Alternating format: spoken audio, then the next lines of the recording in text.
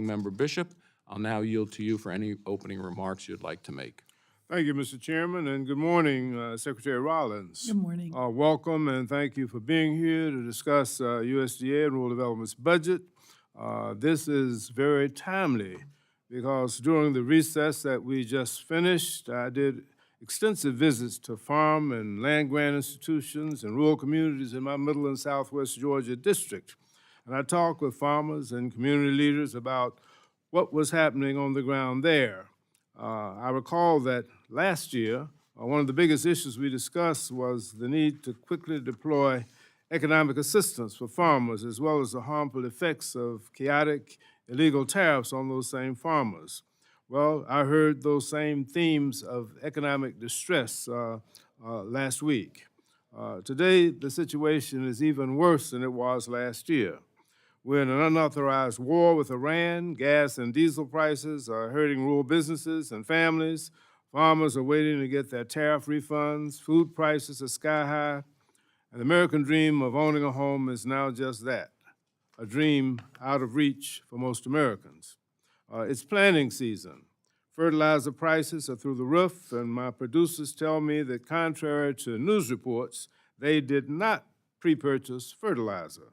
They were busy selling off land and trying to make ends meet. Arkansas, Georgia, Iowa, and Nebraska lead the nation in farm bankruptcies, which are this year up over 46%. The fallout is felt across the country. Families paying double or more at the gas pump are also finding it harder to afford groceries. Reckless and unaccountable ICE activity has not only killed U.S. citizens, but it's also had a ripple effect on the agriculture workforce availability. 76% of agricultural economists say that the crop sector is in a recession, and 74% of our producers agree. USDA's own Economic Research Service says that net farm income is forecast to decline by $4.1 billion from 2025 to 2026.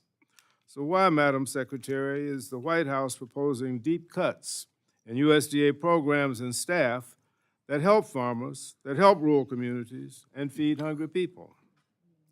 OMB Director Vogt says that land grant research, essential rural community facilities, NRCS technical assistance, and the Forest Service are, quote, irrelevant to supporting an America First agricultural policy, end of quote, and not budget priorities. That's not what my people back home are saying to me. It'll be hard for our constituents to believe that USDA serves America's farmers and rural communities when USDA is taking away their services.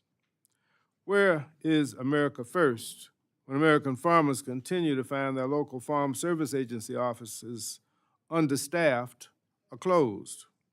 Where is America First when the cost of an unauthorized war in Iran is sucking up funds that farmers and rural communities desperately need that could fund congressionally authorized programs? Where is America First when America's agricultural research lags behind our adversaries and our president proposes huge cuts to land grant universities who lead agricultural innovations? American food banks are struggling to close a gap that this administration created when it put billionaire tax breaks before hungry seniors, women, and children. Is this also America First? I hope that you'll be able to explain this disconnect to America's families and farmers who are watching today. I expect that most of the proposed cuts will be modified as we finalize the 2027 funding bill, but it will be difficult. Madam Secretary, though we were only given your testimony at the 11th hour yesterday, I want to take a moment to correct, or rather clarify for the record, a few of the points that were raised. Many of the efforts the current administration touts are truly building on the successes and the efforts of previous administrations, both Democratic and Republican. For example, the Biden administration did the final rule on the product of the USA label, and the one farmer, one file is a culmination of decades of effort by your predecessors at USDA, including Secretaries Vilsack and Perdue, to improve farmers' access to USDA. I'm glad that you and the President want to pick up the baton and continue these efforts, but it's important for America's families and farmers to know that Congress and administrations, both yours and your predecessors, have long fought for what is best for agricultural producers and rural America.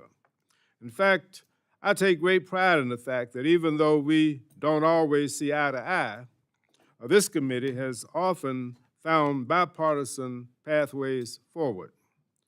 While you're welcome to explain and even tout this administration's efforts, and we will discuss where we disagree and may find common ground in your approach, we can do that without disregarding or denying that we all stand on the shoulders of our predecessors. This committee works hard to come to a consensus on funding bills, and all of us, Democrats, Republicans, want to be your partners in this. We truly do.